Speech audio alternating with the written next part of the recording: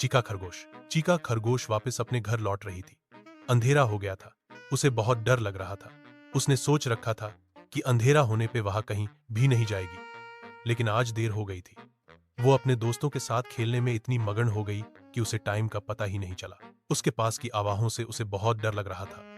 पैर। अब वो अपने घर के पास पहुंच गई थी, लेकिन अभी भी उसे बरगद के पेड़ के पास से गुरना था। चीका को उसके पास से गुरने से बहुत डर लागत था, क्योंकि उसने अपने दोस्तों से पे के बारे में बहुत सी डरावनी कहानियां सुनी थी।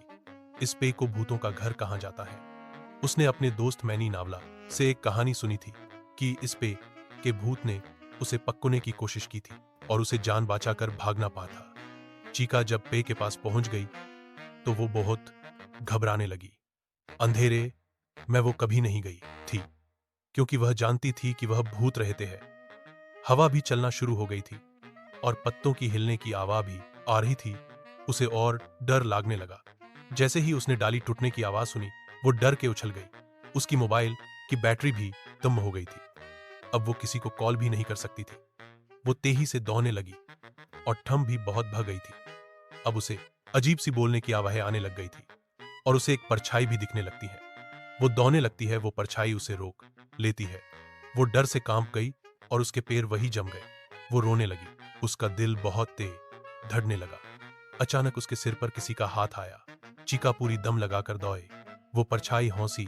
इससे चीका बहुत ज्यादा डर गई। वो तब रुकी जब उसने अपने सामने जंबो हाथी को खा देखा। जंबो चीका का पड़ोसी और अच्छा दोस्त था, जो चीका का बहुत ख्याल रखता था। जंबो ने उसे भागते हुए देख लिया था। जंबो ने देखा चीका डरी हुई है। जंबो को टेंशन हुई। जंबो ने पूछा, क्या हुआ चीका, तुम बहुत डरी हुई दिखाई दे रही हो। सब ठीक है ना? चीका बोलती है, नहीं, मैं ठीक नहीं हूं जंबो, भूत मेरा पीछा कर रहे हैं, पर मैं लकी हूं कि उनसे बच पाई। जंबो हाथी ने कहा, चीका ऐसा कुछ नहीं होता। तुम उल्टी सीधी कहानियों पे कैसे भरोसा कर सकती हो? ये सब अफवाह फैलाई हुई है। चीका ने कहा, नहीं जंबो, ये कहानियां सच है। मेरे पीछे भूत पक गए थे। मैंने एक परछाई देखी और फुसफुसाने की आवाज सुनी। ये कहानियां बिल्कुल सच है। जंबो बोलता है, चीका तुम मुझे वहां ले चलो और दिखाओ ताकि मैं तुम्हारा डर हमेशा के लिए दूर कर सकूं। क्या तुम ले चलाओगी? चीका ने कहा, मैं वहां फिर नहीं जाऊंगी। इसका कोई मतलब ही नहीं बनता। जंबो ने कहा, मैंने तुम्हारा हमेशा ख्याल रखा है। तुम मुझ पर भरोसा रखो और मुझे वहां ले चलो। आखिरकार चीका ने जंबो की बात मान ली और वहां चलने के लिए तैयार हो गई जहां उसने परछाई देखी थी। जल्द ही वो वहां पहुंच गए। अभी भी चीका को फुसफुसाहट की आवाज आ रही थी। चीका डर के जंबो के पीछे छिप गई। जल्द ही वहां एक परछाई उनकी ओर आती दिखी। चीका ने जंबो को इशारा किया।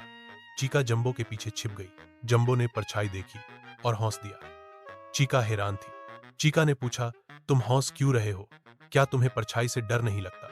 जंबो मुस्कुराया और बोला, थोड़ी देर इंतजार करो, चालो मैं तुम्हें कुछ दिखाता हूं। जंबो पे के पास गया और एक डग्गाल से कपड़े का टुकड़ा निकाला। उसने चीका को बुलाकर टुकड़े को दिखाया। जंबो ने कहा, तुमने देखा चीका, यहां कुछ नहीं है सिवाय इस कपड़े की परछाई के जिससे से तुम डर रही थी। ये कपका पेपर लटका था। जब हवा तेज चलती तब ये ऊने लगता। चीका ने कहा, लेकिन फुसफुसाहट की आवाज का क्या? जंबो ने कहा, इस पे छिपकली का परिवार रहता है। जिसे तुम फुसफुसाने की आवाज कह रही हो, वो उनके बब्बाने की आवाज है। और जब तुम डर कर भाग रही थी तो एक छिपकली तुम्हारे ऊपर गिर गई थी। एक छिपकली बोली, जब तुम डर के भाग रही थी तब हम लोग खूब हंसे। चीका बोली, जो मैंने हौसी सुनी वो तुम लोगों की थी। और चीका भी हौस पाई और जंबो भी हौस पाई। जंबो बोला, चीका मैं खुश हूं कि मैंने तुम्हारे दिमाग से ये डर निकाल दिया। अब तुम अपने सारे दोस्तों को बता देना, सीख बिना जाने किसी की भी बात पर भरोसा नहीं करना चाहिए। अगर कहानी पसंद आई तो लाइक एंड सब्सक्राइब।